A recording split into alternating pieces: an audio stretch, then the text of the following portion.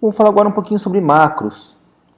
Tá? O que são macros? São formas de você escrever tarefas comuns de um jeito mais simples, tá? Para deixar o programa mais simples de escrever, mas também mais legível. Tá? Você pode enxergar o macro como uma função especial, que é como se fosse um apelido que vai ser expandido para uma série de outras chamadas de funções em sequência ou combinadas. Tá? Isso acaba deixando o programa mais simples.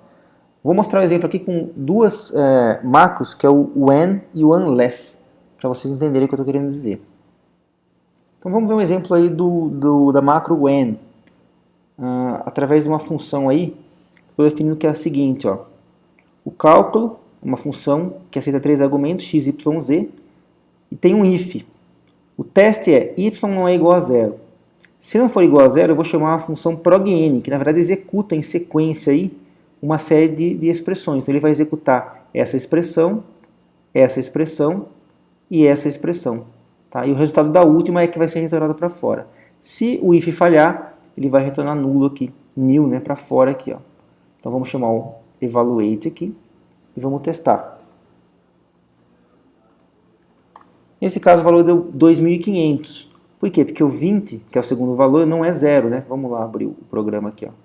Então, quando o y não é igual a zero, ele vai executar esses 3 comandos. Então, vai pegar o primeiro valor. Executei com 10, 20 e 30, né? Vai pegar o x e atribuir 100 dividido por 20, né, que dá 5, então x vale 5. Aí ele vai setar 25 para z e vai multiplicar o z por 100, ou seja, 25 vezes 100, que dá 2.500. Se eu executar o cálculo 10, 0, 30, ele vai mostrar nil porque justamente o if vai falhar. Né? Esse teste vai falhar e vai cair no else aqui, vai executar o nil. Esse tipo de teste simples, quer dizer, um teste positivo somente, eu posso usar o when, que ele já substitui esse teste. Então eu posso vir aqui e fazer o seguinte. When, posso apagar o if aqui, not y igual a 0, e posso apagar essa construção do progn, que o progn já está embutido no when. Então ele fica assim, ó. When not y igual a 0, executa tudo isso daqui. Não preciso ter nenhum meu nil no final aqui, ó. Posso fechar assim. Então ficou mais simples. Isso é uma macro. Quer dizer, ao invés de digitar toda a construção, o when já subentende aquilo tudo. Tá? Vou fazer a avaliação e é para rodar do mesmo jeito aqui, ó. Cálculo 10, 20, 30. Cálculo 10, 0, 30. Nesse caso, o certo é usar outra macro ainda, porque a nossa lógica é negativa. Quer dizer, quando o y não é igual a 0. Isso é a mesma coisa que usar a macro unless. Ou seja, unless y igual a 0, tudo aquilo vai valer. Ou seja, ficou mais simples ainda a nossa função. Quer dizer, o unless é a mesma coisa que o when aplicado com uma lógica negativa. Vamos avaliar e testar.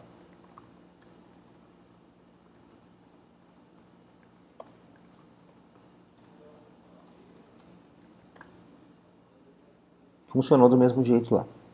Então veja que o uso de macros facilita nesse caso aqui, um exemplo, né? Ao invés de você fazer o if, fazer o progn, fazer o nil, você pode simplesmente usar o when, que é uma substituição para tudo isso. Uma outra macro interessante aí é o do. O do é o equivalente do nosso for, da linguagem de programação tradicional. Então ele vai fazer uma repetição. Tá? Como que ele funciona? Você declara dentro do escopo do do uma série de variáveis, onde cada variável tem um nome, um valor inicial e um incremento. Então você faz uma sequência ali. Aí você coloca um teste de saída e resultado, como um segundo argumento do do. E o terceiro argumento para frente ali são as expressões que configuram o corpo. Tá?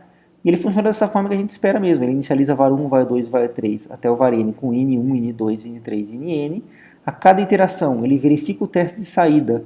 Se for diferente de nil, o resultado que vem ali na direita é retornado.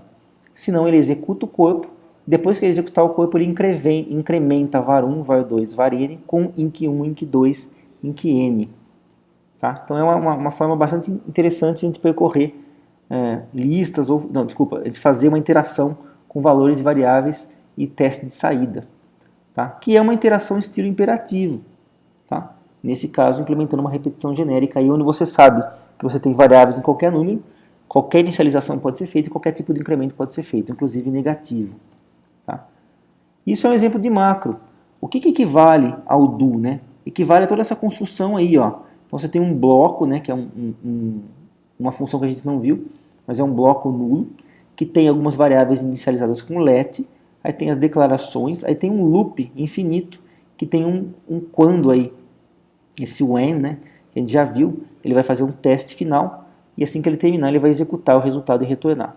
Tá? Ele vai setar as variáveis com os steps aí no final. Bom, não precisamos entrar em muitos detalhes, o importante é saber que o do funciona como a gente espera aí, como o loop funciona. A gente tem o do asterisco, que é a mesma coisa que o do, só que ele troca o let pelo let estrela e o p7q pelo 7q. Tá? Então a gente comparar os dois aqui, ó, o que muda é só a forma de atribuição, ou seja, no do asterisco você consegue fazer com que o valor da variável 2 use o valor da variável 1, tanto no incremento, tanto na inicialização quanto no incremento. Existe também o do list, que é uma macro que serve para listas, tá? Que você não precisa usar variáveis para percorrer listas, você vai lá e simplesmente passa uma lista com um parâmetro, uma variável e um resultado, e você vai usando os elementos que são instanciados para cada um da lista. O do times, ele é mais fácil ainda para usar o do, porque você não tem que criar a variável e incrementar, você simplesmente fala, né, uma variável e um número de vezes que você quer repetir. É muito mais simples do que fazer usando o do. Tá? Então o do times é uma versão mais simples aí. E o mapcar, que é uma repetição também, mas é uma repetição de aplicação de função. Tá? Então seria como se você colocasse dentro de um do, ou de um do times, ou de um do list, um fun call, ou um apply que a gente já viu. Tá? Você passa uma função e listas de argumentos que vão ser mapeados aí para os argumentos das funções individuais. Tá? Então você consegue aplicar uma função para várias listas de argumentos. Então vamos fazer um exemplo de uso do do. Então eu vou definir uma função chamada tira_elen, tá? Que é uma função que vai tirar elementos de uma lista, ou tirar ocorrências de elementos de uma lista. Então eu vou passar uma lista e um elemento que eu quero tirar. Vai ser uma repetição. Vou chamar o do. Primeira variável, laux, que é uma variável lista auxiliar, que vai ser inicializada com lista. Quer dizer, a primeira vez que eu rodar esse do aqui, laux vai ser igual, vai ter todos os elementos da própria lista. E, como incremento, ele vai receber o valor do CDR do próprio laux. Ou seja, cada iteração do do, ele vai substituir laux com a própria cauda do laux aqui. Tá? Então essa é a primeira variável. Um parênteses a mais aqui. Espera aí. E eu vou usar uma segunda variável aqui, que é res, que é uma lista vazia, que eu vou usar como sendo a minha resposta. Tá? Bom, agora vamos para o teste de saída. O teste de saída é quando o laux fica vazio. Né? Null é o predicado de lista vazia. E assim que a lista laux ficar vazia, eu vou responder com a variável res. Tá? E o corpo do do. If not equal char laux elen. Ou seja, na primeira vez eu vou testar se a cabeça do laux é o próprio elemento. Se não for, eu vou setar na variável de resposta uma lista composta da cabeça do laux e a própria resposta atual. Ou seja, eu vou concatenar na cabeça, concatenar não, né? Na verdade eu vou colocar na cabeça da lista de resposta a cabeça da lista auxiliar. Como a lista auxiliar vai ser percorrida inteiramente, né, sempre a cada incremento eu vou pegar somente a cauda dela, isso vai ser percorrido até o fim da lista original. Tá? E ele só vai executar esse setKey aqui se o elemento não for igual, ou seja, ele só vai copiar para a lista res aqueles elementos diferentes do elen. Ou seja, o resultado é que a lista res vai ter todos os elementos da lista, exceto aqueles que são iguais, através do equal, né, ao elen. Tá? Isso é uma demonstração do do aqui. Então vamos executar aqui o teste, né? Então tira elen A, B, C, A, C, B. Então uma lista com ocorrências aqui, eu vou tirar as ocorrências do B. E o resultado aqui é CA, CA. E veja que nesse caso, ele acabou invertendo aqui, mas justamente por causa da minha lógica. Tá? A minha lógica está percorrendo a lista da esquerda para a direita, digamos assim, né? Então Então, cada vez que eu faço o L-AUX receber a cauda de L-AUX, eu estou, na verdade, tirando a cabeça, né? E eu estou copiando a cabeça para a resposta através do cons, né? Então, eu vou construir através da cabeça com o res na direita. Então, ele vai colocar invertido aqui. Então, ficou CA, CA. Tá? Mas isso é uma demonstração aí do do list. Desculpa, do do. Vamos agora ver o do list, então. Então, o do list funciona assim, ó. Você chama o método, a função do list e você passa uma variável que você quer que receba os elementos da lista, a sua lista, e aí o comando que você quer executar para cada elemento x da lista. Nesse caso, ele vai imprimir para cada x da lista o valor do x. Então, 1, 2, 3, e o new é o resultado da função total aqui. Se eu quiser fazer, por exemplo, assim, ó, do list x 1, 2, 3, 4, 5 if odd p. Odd p testa se é ímpar. Print x. Ele vai imprimir só os elementos ímpares da lista aqui.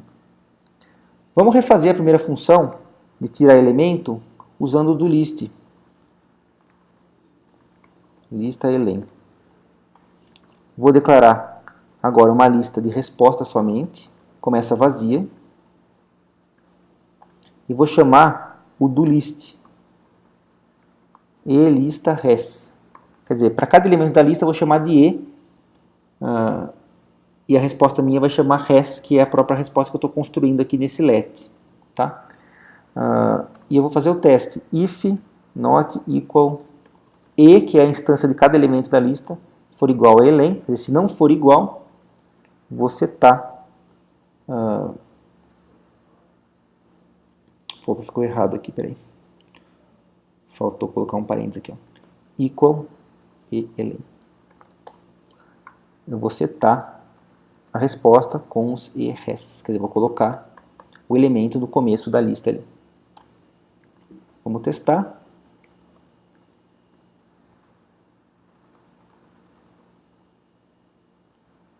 Ficou errado aqui. ABC, ACB. Apóstrofe B. Resultado CA, quer dizer, o mesmo resultado anterior, só que agora ficou um pouco mais simples, porque eu estou percorrendo a lista diretamente com o do list. Uma outra macro é o do times, esse é bastante tranquilo. Então eu vou pegar a variável i, ela vai variar de até 4, né? E vai imprimir ali, ó, vai de 0 a 3, né? Então o i vai variar de 0 a 3 e vou imprimir o valor do i. Eu posso também fazer a seguinte variante, ó, i 4 fim, que é o resultado que vai ser retornado ali na variável depois que eu tiver a execução da função, tá? Desculpa, a função vai assumir o valor que eu passar aqui depois que ela for executada. E tem também o mapcar, que é a aplicação de uma função, por exemplo, a função ABS, que é uma função nativa do Lisp, né, que pega o valor absoluto. 1, 2, menos 10, menos 20, 5, menos 2. Então ele vai retornar uma lista que é a aplicação do ABS individualmente para cada elemento. Tá? Posso fazer isso para pares, por exemplo, mapcar com a função soma. Então vou somar 1, 2, 3, 4, 5, um valor aqui, 10, 20, 30, 40, 50. O resultado é 11, que é 1 mais 10, 22, que é 2 mais 20, então ele está fazendo para, elemento a elemento aqui, a aplicação da função soma. Também uma macro bastante útil aí para a gente trabalhar com Lisp. O Lisp também tem alguns comandos para entrada e saída, então, que serve para você ler valores, imprimir valores.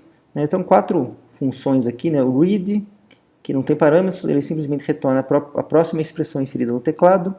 O print imprime, o terpri, na verdade, imprime uma mudança de linha, e o fresh line é semelhante ao terpri, mas ele só vai inserir o new line, a mudança de linha, se já não tiver no começo, tá? Então é como se fosse uma mudança de linha somente se necessário. Aí dá para você fazer aí várias coisas interessantes, como a gente vai ver no exemplo aí. Então vou fazer um exemplo aqui, ó, de um programa que a função chama programa, na verdade. Então programa, eu vou ter variáveis locais aqui, nome e sobrenome, que são nulo no começo, né, new aqui. Aí eu vou imprimir, bem-vindo ao programa. Aí vou mudar de linha.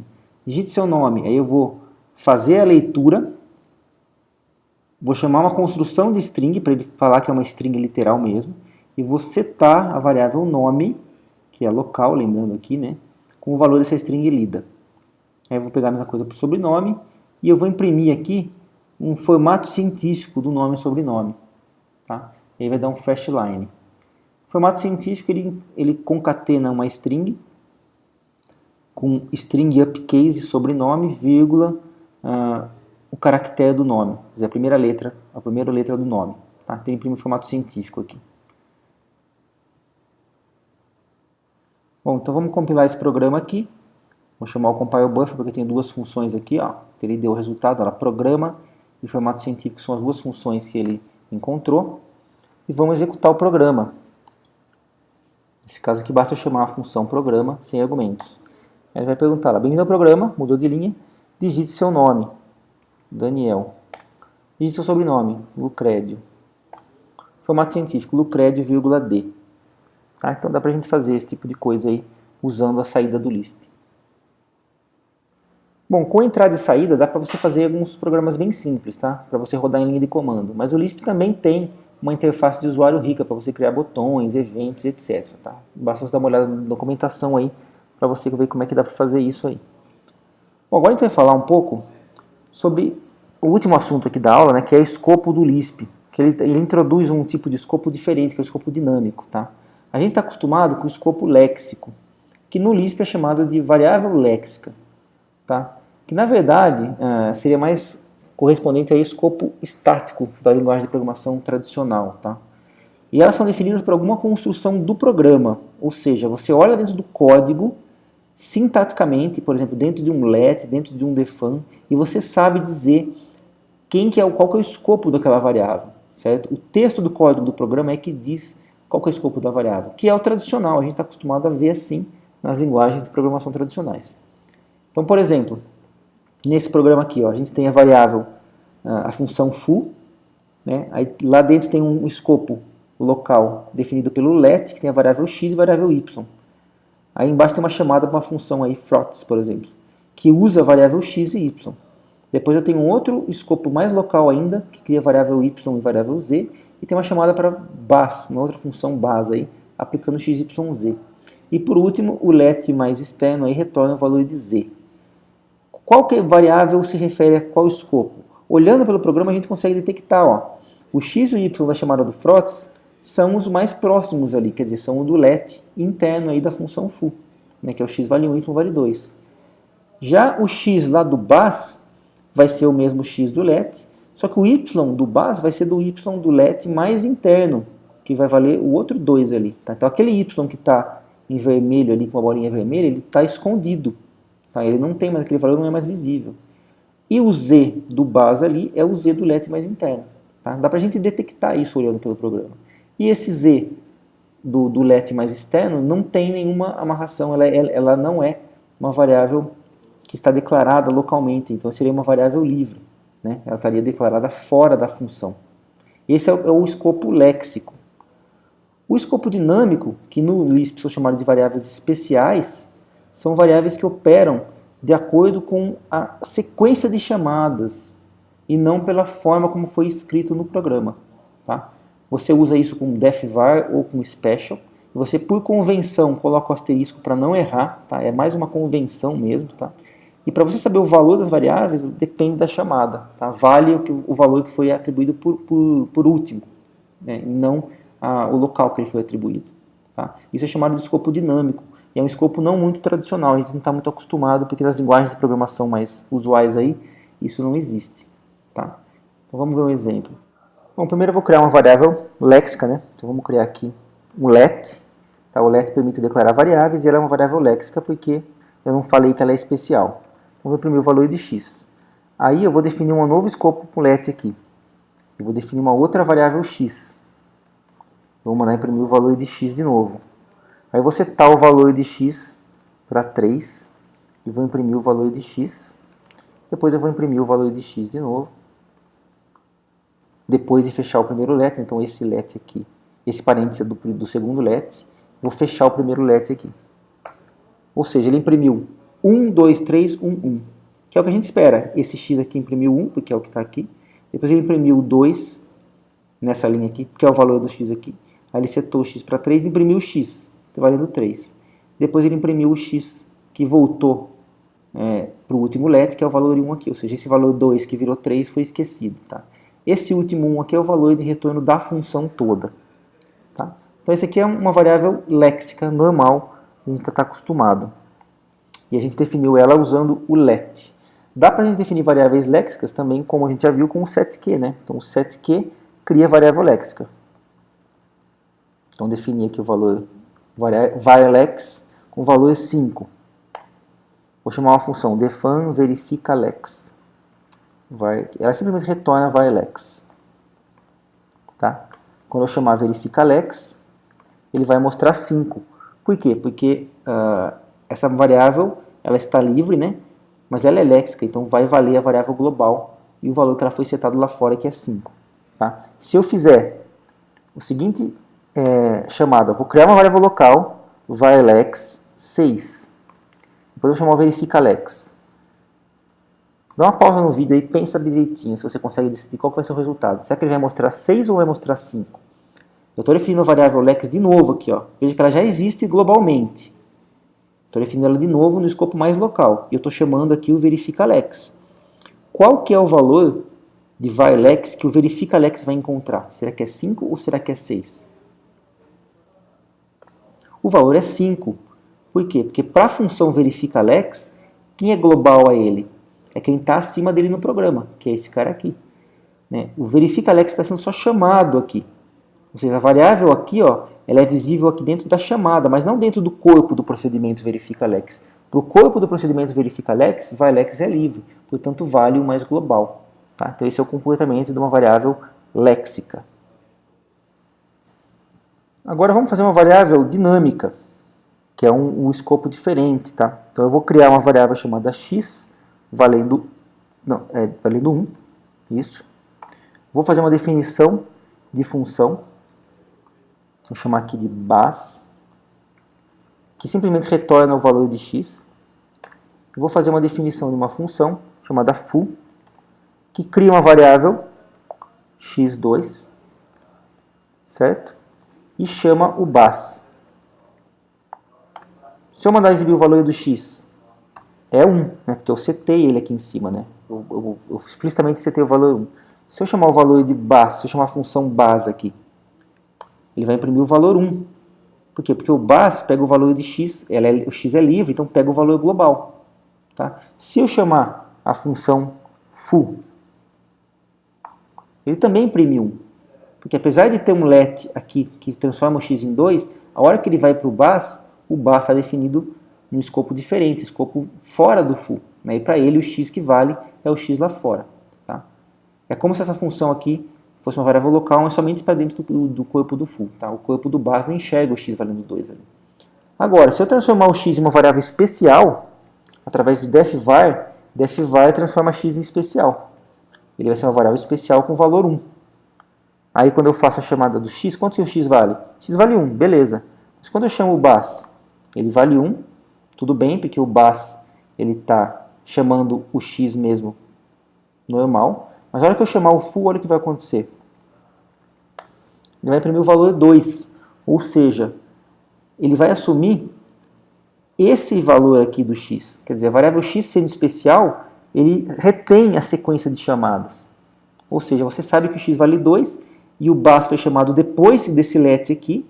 Tá? E mesmo que o corpo do base esteja fora desse let, estaticamente falando, sintaticamente falando, né? Ou lexicamente falando, olhando pelo programa, vale a última atribuição que ela recebeu, que é o valor 2, porque ela é uma variável especial, através do defvar. Nesse caso eu não coloquei o asterisco, tá? Porque eu não estou usando a convenção, mas é apenas uma convenção, tá? Não é obrigatório. Tá? Então essa é uma das formas de você fazer uma variável dinâmica. Uma outra forma de você criar uma variável dinâmica é usar o declare special. Tá? Então vou fazer mais ou menos o mesmo programa aqui. O base, que retorna o valor do x. Vou fazer uma função foo, que cria uma variável local x, ou atribui uma variável x para o valor 2, e aí chama o bus, e esse é o retorno da função foo. Vou chamar o foo aqui, ele dá um erro. Por quê? Porque não existe a variável x dentro do bus. Ela existe dentro do foo, mas dentro do bus não existe. Ó. Ele está procurando aqui, não vai existir. Tá? Então ele dá um erro. Se eu fizer agora a chamada da definição de foo, mas se eu disser que x é especial,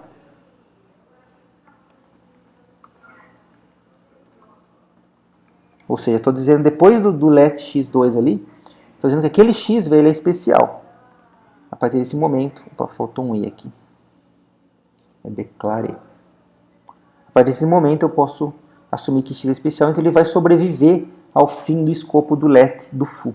Então quando eu entrar no bus, ele vai enxergar o valor de x como sendo 2.